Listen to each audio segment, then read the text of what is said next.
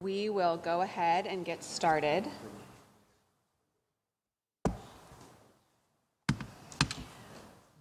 Welcome, everyone, to our Finance Committee public hearing. I am Councilmember Elizabeth Brown, Chair of Finance. On tonight's agenda, we are discussing the 2018 operating budget, and this is our final hearing before we consider a vote for passage on Monday, February 5th. The intention of this hearing specifically is to review proposed amendments from City Council to the 2018 operating budget. I am joined today by Councilmember Emmanuel Remy and Council President Shannon Hardin. Thank you for being here. We will go through, we'll start the hearing with an overview from the Director of Finance, Joe Lombardi. We have had, I believe, 13 public hearings on the budget itself, and appreciate your time and attention to the whole process, as well as the public hearing process that Council holds. Thank you. So today, I know that you are going to briefly focus on really the issue at hand, which are the amendments being offered by City Council. So I also want to acknowledge that my colleague Mitch Brown is here, Councilmember Mitch Brown, and with that I will turn it over to Director Lombardi. Thank you. Thank you, Councilmember Brown, President Hardin, other members of Council. In October of 2017, we were given a letter by the City Auditor that would indicate the total resources that the city would have for the 2018 budget. In total, in round numbers, that was around $890 million. At that time, the administration submitted a budget to Council for their consideration in that amount of $890 million. The amendment process really has to do with any cost savings that have come at the end of the year, which were after the administration has submitted a budget, or any additional resources via revenue. At the end of the 2017 fiscal year, there were additional revenues that came in that were above the projected 2017 revenues. And again, I'm just going to use round numbers, somewhere in the neighborhood of about $3.4 million. At that time, this City Council has the right to then amend the administration's budget by as much as $3.4 million and use those additional resources to do that. Furthermore, the administration did have some amendments as well. These amendments really are what I would call bookkeeping amendments, where, for example, one of them was to mirror up the debt service and public utilities with the bond sale that we had. That bond sale, as you recall, was a little later than normal, so the debt service for that was not included in the $890 million. So once we were able to work with the city auditor and mirror up the two debt services. So our amendment is to change that debt service, not by a whole lot of money, but it is so that both debt services in the city auditor and in the administration are equal. Furthermore, there was one amendment for personnel that was not accounted for in human resources. And then there was an accounting error in the Department of Technology. Some sick leave reciprocity, I believe, is what it was. It was just miscalculated. It was on, I think it was on the revenue side, except instead of the expenditure side. So we wanted to make sure that got cleared up and cleaned up before all of you have had an opportunity. And so that brings us to this evening. Council will use the $3.4 million and amend the administration's budget, the city's budget. And if there are any questions, I'll be willing to answer them. Thank you. Are there any questions for Director Lombardi to start? Okay. So the additional funds realized at the end of the year that Director Lombardi referred to in total of $3,934,000. The mayor and council held a press conference a couple weeks back and announced that some of the priorities for that funding would go towards community safety. and to increased presence, increased recruits for our police officers. So I am very pleased to have Deputy Director George Speaks of the Public Safety Department here. And Deputy Director Speaks, if you could talk about the additional funding going to the Division of Police and how that will enhance the overall efforts of Columbus Division of Police. Be my honor. President Hardin, Chairperson Brown, Councilmembers Brown and Remy. Of the $3.52 million is allocated or proposed to be utilized for a comprehensive neighborhood safety strategy. This underscores the commitment of the mayor and council to public safety here in the city of Columbus. Half of the $2 million will be used to fund additional officers, half for additional community-based programming. With respect to the additional officers, these monies will expand our 2 recruit classes from 70 to 100 new recruits by the end of this year. Let me say that will be the most police recruits the city has hired since 2013. And with the addition of these 30 officers, it's projected that at the end of this year, we will have the greatest number of police officers in our city's history, a complement of 1,951 officers. Let me say that again, 1,951 officers at the end of this year, the most in our city's history. This increase is most welcomed as it will allow us to dedicate more resources into neighborhood safety strategies, as well as resources to help solve our homicides and address gang-related violence. Now, with respect to the community-based programming, the funds are earmarked for non-law enforcement efforts to fight crime. Working with City Council, we hope to fund community-based programs to help in crime prevention and intervention, such as the Neighborhood Crisis Response and the CARE Coalition that addresses trauma that families and neighbors experience because of violent crime. On behalf of the Department of Safety, we would like to thank the Mayor and City Council for these additional funds, which represent a very effective and balanced approach to solving crime in our community. Thank you. Thank you, Deputy Director Speaks. Are there questions from my colleagues? I have one. I'll fire away. Can you talk, I know that one of the concerns in looking back on 2017 and the greater number of homicides we had that year, one of the concerns is that we haven't been able to close out cases or clear, I think it's called a closure rate or clearance rate? Correct, that's correct. Clearance rate. You know, and that, can you speak to whether this additional, the 30 package of recruits will help with that clearance rate? I know that you can't go directly from being a recruit to on the detective line. Can you shed a little bit of light onto that? So first, let me put violent crime, or what's called type 1 crime, in perspective. I don't have the final numbers, but I can assure you that violent crime, which is defined by the national government as rape, robbery, aggravated assault, and homicides, will again actually decrease in the city of Columbus overall. The exception to that, those 4 categories, is our homicide rate with 144 homicides in 2017. That is the exception. But overall, violent crime is still down. A homicide investigation takes an amazing amount of hours and an inordinate amount of resources. So what these additional recruits will allow us to do, and you're right, you simply don't go from the training academy to becoming homicide detectives in general, are very experienced folks within division.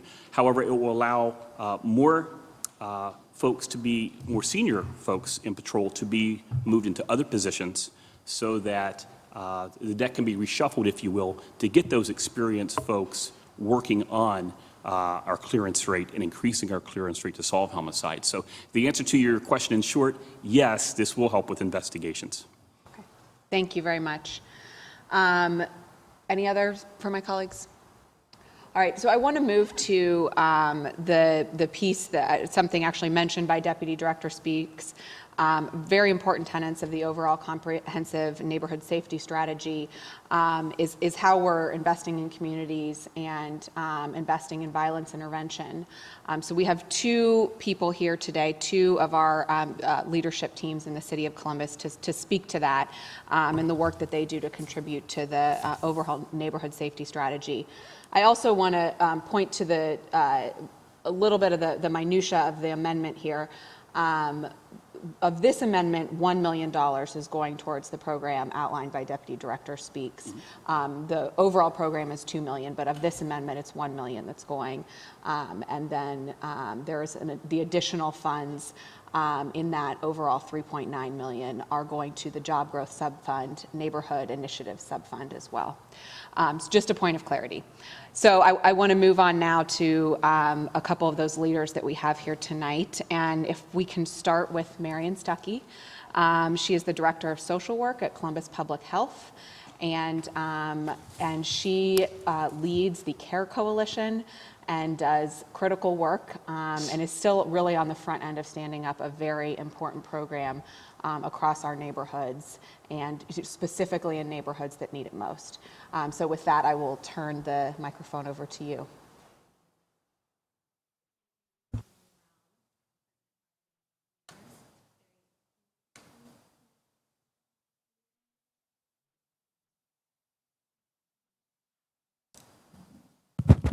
Okay, sorry about that. Just was saying thank you, Councilmember Brown, President Hardin, and council members, and just very honored to have the opportunity to again share more about the CARE Coalition and our work. Okay, this first slide tells you a little bit more about the CARE Coalition. So as you can see, our mission is to support, educate, and engage community organizations, and also with the hope that Columbus becomes a trauma-informed community at the end of the day. So a key part of the CARE Coalition is asking the question of, you know, what's happened to individuals in our communities, not what's wrong with them. And a step further is asking what they did to survive any circumstances in their lives. So a key tenet of the CARE Coalition is just taking another perspective and looking differently through a lens of trauma-responsive care. And also connecting with resources and with others to further our collective responses to trauma. Networking. I'll get into the 6 work groups here shortly, but a key tenet is making sure that we're all connected to this work and we all have a piece in resiliency. Okay, so the next slide talks about some of our goals as a coalition. So we have a well-rounded approach to systematically increase education, and this happens through our training work group. So we have had trauma-responsive care training as a coalition, which is, again, a method of looking further into what's happened to someone and how we can be best responsive to their needs. Next is to build an infrastructure on rapid response after a traumatic incident happens. And this happens through our community trauma resource team work group. And again, this is our 48-hour to 1-week response after a traumatic incident happens. We next seek to directly engage residents in high-risk neighborhoods, and this includes through direct community meetings called neighborhood committee meetings. And this is a part of our community outreach work group. We also work to create a strong network of providers within our coalition, and this really helps to make quick linkages, provide resources, and just get a better idea of what we're all doing in this arena. And lastly, we have an outcomes work group, and this will help us get baseline data about our work and just get real measures on what community resiliency really means here in Columbus. Okay, our coalition came together in 2015, and it happened after a triple homicide in the Hilltop. And we actually got a call from a concerned resident that said, you know, there's people that are they're grieving, they're hurting. It was a neighbor that committed the crime, and there was this trauma and grief on both sides of that. And so we actually convened a group, NetCare, Columbus Police Department. We all went out and did some door-to-door work and just checked in to see how the neighbors in a couple block radius of that incident were doing. And for me, it was a transformational experience just to meet the community where they are, to just ask them, you know, how you're doing, what can we help you with, what other resources can we be supportive in linking you to. So we were able to connect them with food resources and just a variety of other things, because we know not only is homicide traumatic, but also food insecurity is also traumatic, and issues of poverty. So we were able to just really connect and support the residents that day. So following that, we definitely knew we had to do more, and we convened a coalition. And at this point, we have just over 75 members, and we're meeting on a monthly basis to continue to talk about what we can do to help Columbus become trauma-informed. Okay, this slide talks about kind of the transition. So a community in trauma will generally have a sense of hopelessness, a numbness to just the variety of incidents. We heard a lot that people just, they just didn't care about what was going on because that was their coping skill, just to kind of numb out to it and not to be concerned because it happens all the time. So for us, what we wanted to do is make sure that within that critical time period, we're providing a response that just, again, lets them know that, one, this did happen, and two, there's organizations and people and communities that care about what's going on. And we wanted to also think about how we can have a more well-rounded approach, so awareness building, trainings. So we've had a few different training opportunities to talk about the impact of trauma, especially repeated trauma, which is referred to as toxic stress. So that continual trauma, continual adverse events that are happening creates toxic stress and really affects the body and the brain really adversely. And also opportunities to get engaged and to talk about what are some things that communities can do to support resiliency. So the far column talks about just what that looks like when communities are healing and they're acknowledging that there's a loss and not kind of just numb to it. It almost increases a term called collective efficacy, which just means being able to feel like you have some forward mobility within your community, which can sometimes be absent when you feel like you don't have any hope. So that's our hope moving forward. Okay, here's some of the CARE successes. So we did hold a 2-day foundational trauma training, and that had over 400 people. And this was the kickoff to our trauma responsive care training cohort. We were able to train an additional 26 community and professional organization members within trauma responsive care. And that's, again, that model of looking at what people did to survive and then supporting them in that. We also partnered with our CPH's health advisory committees to form neighborhood committees, and that's, again, doing the work of resilience within the community level. We actually use a process called strategic doing, which is a really action-oriented process, just to make sure that we're action-oriented and we're doing things each and every 30 days.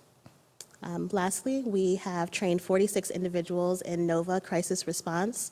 NOVA stands for National Organization for Victims Assistance. It's a national crisis intervention model, and to date, we've held 13 support clinics using that model.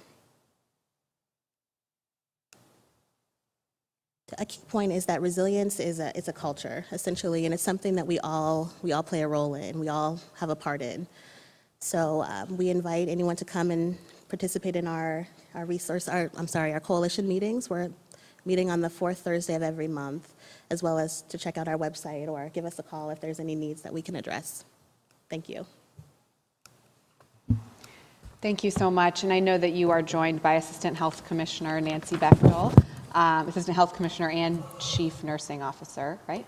And so I wanted to see, Commissioner Bechtel, if you had additional points to add from public health. I don't have additional points about the CARE Coalition. We would just thank you for this funding. We believe that we are reaching residents who've not been reached before with some of these concepts, and we're engaging people and building resiliency skills who've not been reached before. Thank you. Are there questions from my colleagues? Thank you, Councilmember Brown. Nancy or Ms. Stuckey, a question with regards to Children's Hospital with post-traumatic stress associated with trauma. Are they engaged in this process as well?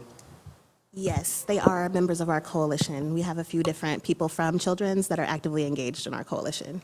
And also, what about the public school system?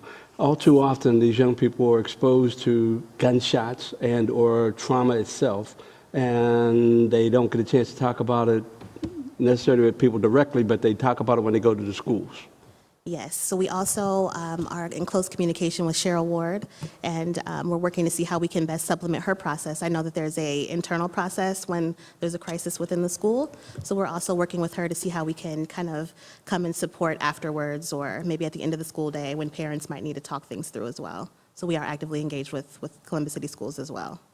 Well, certainly anything that would inform them, because obviously the behavior of the child when they go back to school after they've experienced a traumatic event, they're not going to focus on biology or whatever they're studying at that particular time because they're thinking about something altogether different about walking home and possibly being involved in a shooting or some other activity. So it's important to share in that regard. Yes, absolutely. Thank you. Thank you, Chair Brown.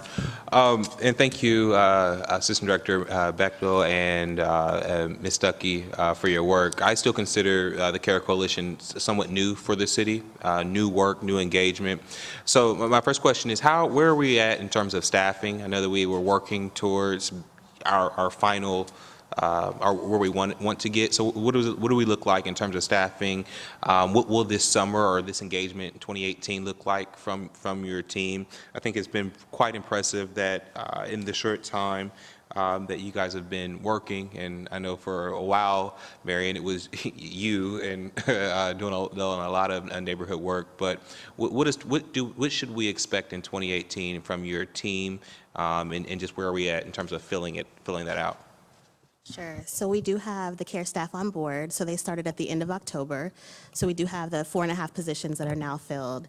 And at this point, we are just really kind of getting engagement done within the community. Linden and Hilltop, we're going to community meetings and kind of creating some familiarity with the CARE staff.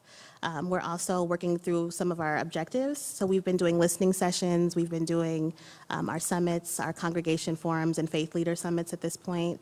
And our goal for 2018 is to continue to just get through those objectives and continue to build just familiarity with the team so people know who they are, and we're just kind of getting our name out there.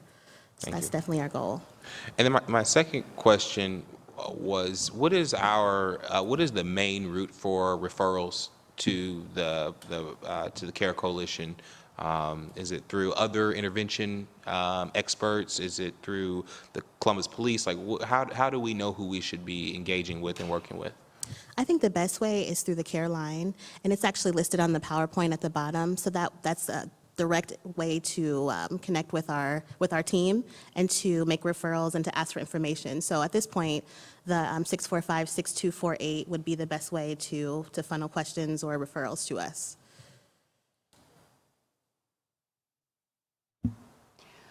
I was wondering if you could just talk a little bit about the neighborhood committees and, the neighborhood community meetings. Just tell us anything you want to tell us about them, specifically in 2017.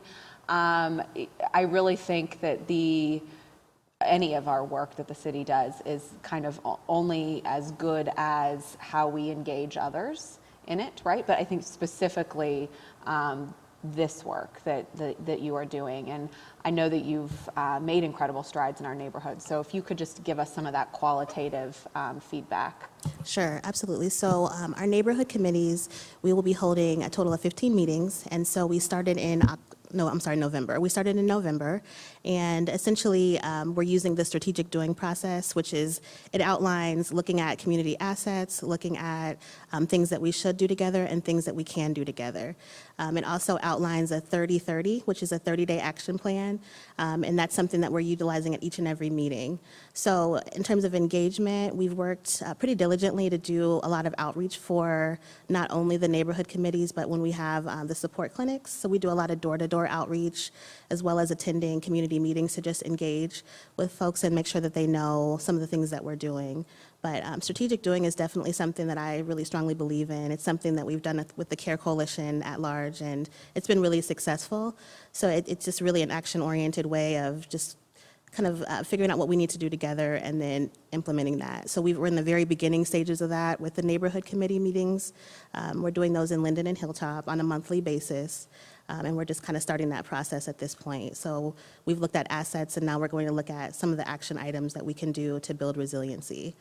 And the neat part about that is resilience is really broad, so we can think about a lot of different things that would be supportive in that way. Great, thank you. Are there any other questions for Ms. Stuckey? Okay. Well, then we will move on and hear from one final person from the city and then take public comment. So Assistant Director of Recreation and Parks, Eric Brandon, is here. Thank you so much for coming. We appreciate the work you do on a daily basis and the time you're taking here tonight. So specifically, in terms of our violence intervention work, you are here to speak to the programs we have with the courts. So if you could really, you can speak to any of the work that you do, but if you could shed light on that and give some time for council members to ask questions, as it's all a part of the neighborhood safety strategy. Sure. Thank you, Councilmember Brown, President Harden, and Council Members Brown and Remy. We're happy to talk about our APPS program. There's so much we can share. We'll stay a little bit focused on our jobs program and our partnership with the county today. So this program was highlighted as part of the Mayor's Safety Initiative, and of course these amendments to the 2018 budget uplift programs such as this. And while we would love to serve, have more capacity to serve the general population, and we work towards that, we do believe that those young folks that are in our court system deserve just a break and some focus on trying to develop them and give them some opportunities. So we'll talk a little bit about our APPS job program, and APPS stands for Applications for Purpose, Pride, and Success. This is a 128-hour job readiness program strategically designed with emphasis on training and mentorship to prepare teens and young adults to get, keep, and excel at their current or future job opportunities. With a fundamental focus on investment in soft skill development, holistic job readiness training, coaching and career exploration that provides a foundation that transcends time and industry, we will produce a marketable and sought-after millennial prepared to seize workforce opportunities.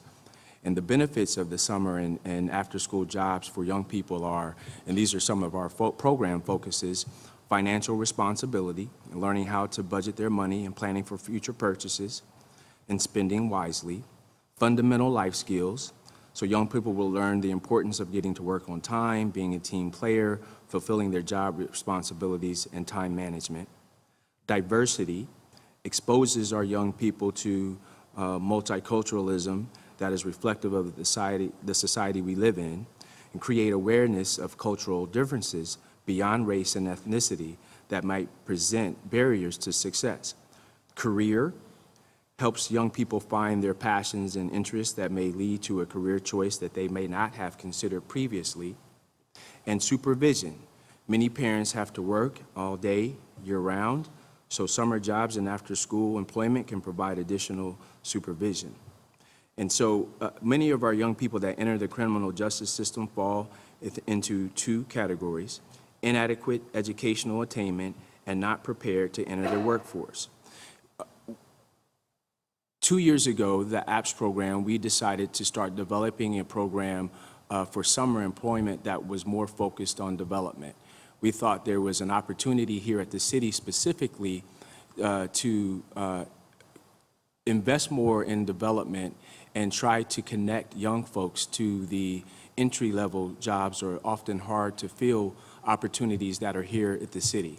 And we didn't see that the city's investment into employment was coming back to the city. Like, we were getting a return on that investment working with those young folks. They made some money, they were in a safe environment over the summer, but beyond that, what were we getting out of that? So we decided to carve money out of the APPS operation budget and focus on about 25 youth to help perfect this model. And so we spent more time on the development side and the classroom side while these young folks were receiving a stipend, and a little bit less on the job site in order to make sure that they were seeing success. We kind of felt some of the frustration around our city peers with the type of a young person they were getting, whether or not they were ready, properly developed with soft skills, and ready to show up for work every day. And so trying to be responsive to that, we wanted to focus more on development and a little less on job site placement. And and also rather than the young person being placed at one site for the entire summer, we had some flexibility where there was some turnover, and so we incorporated career exploration even within the program and not just on the front end as a mechanism to screen. And so we primarily focused on the Recreation and the Parks Department and got some positive feedback on what our peers were saying were a more developed young person in comparison to the previous models that the city had supported. So we made it a priority to engage in that program again, a second year. This type of program, we're able to engage youth that have already been participating throughout the year. We're able to make sure that diversity is represented in that room, that we have new Americans captured in that program as well. And we were really trying to build a model to come back to the city to demonstrate, here, this is what we have, and it's been successful, and, you know, consider us as a potential jobs program to support that would be more focused on bringing a return back to the city in the future. And through that process, we had an opportunity to share some of our programs with Judge Gill and Judge Brown with the juvenile justice system, and they loved it, and they wanted to fund us, and so that we could have a focus on young folks that were in the court system. So we're excited about it. We've recently hired our jobs program facilitator. We just executed the contract a little over a month ago, so we're just getting that person in place, and we're starting to receive referrals. We had a meeting this afternoon with the court system as we continue to try to market our program around those offices within the court system that can refer to us, whether it's diversion programs, magistrates, everyone that can get more information about what it is we do. And then we'll be working with city departments to start building that portfolio of sites to place our young folks. So we're excited about this program. We tend to, I think sometimes we forget that when you walk into our rec centers, a lot of these young folks are the same young folks. So you will find that many of our interventionists on the neighborhood violence intervention side of the APPS program already have relationships with these young folks. They already have rapport and some trust built. And those that don't certainly can feel the energy and sincerity that exists among our staff. So we're excited about this program, and I would consider it still a pilot, and we're still working on some of the kinks. But I think both the court system and our city teams are excited to be a part of this opportunity for young folks who are often marginalized. Thank you so much, Assistant Director. Are there questions from my colleagues? Any questions? Okay. Thank you for that, and for the really targeted approach that you outlined and proactive approach. So thank you very much. And at this point in the hearing, I thank the representatives from the city who've been here to shed light on their programs. And then I would like to move into public testimony. All citizens are invited to offer public testimony. Comments will be limited to 3 minutes, and individuals wishing to offer testimony should have filled out a speaker slip before 4 p.m. today here at City Hall. So we have one speaker slip. I would like to invite Minister Kujenja Ashe to the microphone, please. Minister Ashe, it's good to see you. Giving honor to God, Yahweh the living Elohim, if you speak Hebrew. To City Council President Shannon Harding, Chair of this meeting, Elizabeth Brown, Councilman Brown, and new Councilman, Mr. Manuel Remy. Glad to see you. My name is Kujenga Ashe. I live at 1119 East 16th Avenue, Columbus, Ohio, and South Linden area. I've come today to do one thing and one thing only, and that is to represent the Job and Safety Patrol Program for the Linden area in Columbus, Ohio, formerly known as the Linden Neighborhood Children's Patrol. We submitted this March 8th, 2016. It was worked on diligently by the late Reverend Eugene Turner, who is a pastor of North Linden Baptist Church. He passed away suddenly last year. He worked very diligently, him and I, on this, and Reverend Snyder, who's no longer in Columbus. We have a proposal to not only service our community with elderly men and women, older men and women who know the community, who will help the police and do community surveillance, who will talk and work with the police department. There's also a litter portion in here. There's also a portion to work with young people. There's a number of things in here. We submitted this almost 2 years ago. President Harding knows something about it and gave it to him, but there were no funding, no funding, no funding. Seems like all the things that we have, there's always a no, no, no, no, no. But we're resubmitting that in the hopes that it might fit in somewhere with the 2018 budget, or the funds that are left over, or with the new policing that Director Speake spoke of. And we do need the police. What would we do without the police? It'd be awful. But more and more police, does that actually solve the problem? And that's the question. I don't believe that that is the whole picture. I have a flyer here, Columbus Police in Our Community, that we've passed out by the hundreds to a lot of people in the churches and everywhere else. But where is the communities? A lot of times people won't talk to the police in the community. A lot of times the people will not relate to the police in the community. We've been marching through the community, a lot of us, I guess you would call us bull elephant men, for several years on and off, but we can't sustain that because the guys work in warehouses, they work at McDonald's, they work wherever they work at. This proposal answers that. You have a copy. I made sure that you have a copy of this original proposal. Just in closing and briefly, I want to commend the Honorable Mayor Ginther and Director Shuni, who spoke on yesterday. They talked about transparency. They talked about involving people in the process. But yet, where's the community at? How many community persons are here? Maybe their community's all right. But I know in Linden, our community's in bad shape. And we just had a meeting on the 18th. They closed one of our local grocery stores. But Director Pettis does a great job. Chief Jacobs does a great job. Our new liaison, Alicia Zachary, does a great job. But at the same time, we need some more help.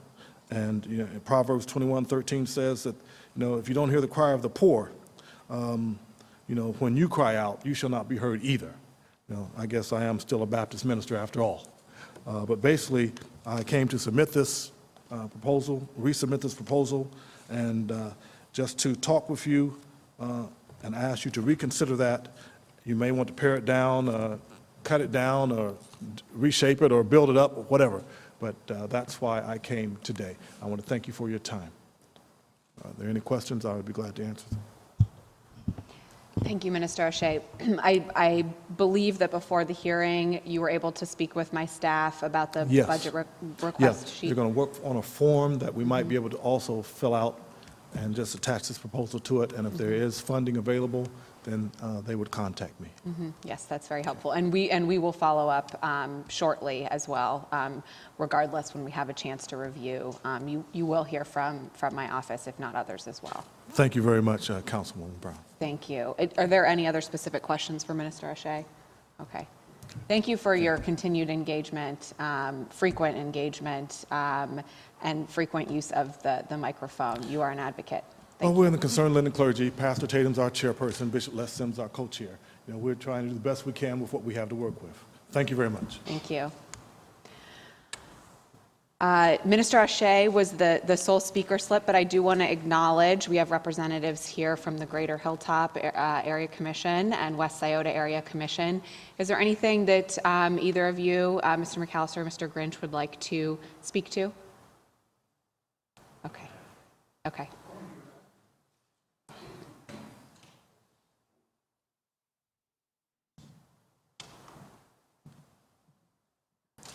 I would certainly like to encourage you to add to the budget for Columbus Police.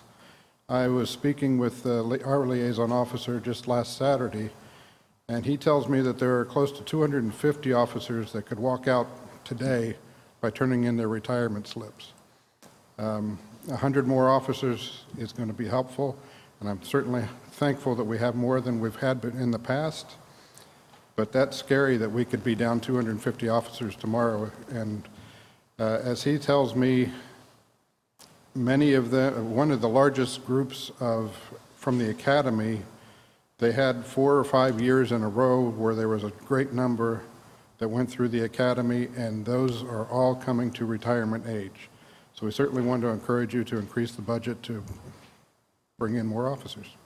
Thank you. Thank you so much, Mr. McAllister. Yes, that is reflective of the sort of hiring boom period in the 90s. And if a deputy director speaks, could you speak to that and how the division is preparing? Thank you, Chair Brown. That is incorrect. We are not expecting 200 retirements. Rather, we do this analysis every year. Some years I'm off by 2 or 3, either way. But this year, we should expect about 70 retirements.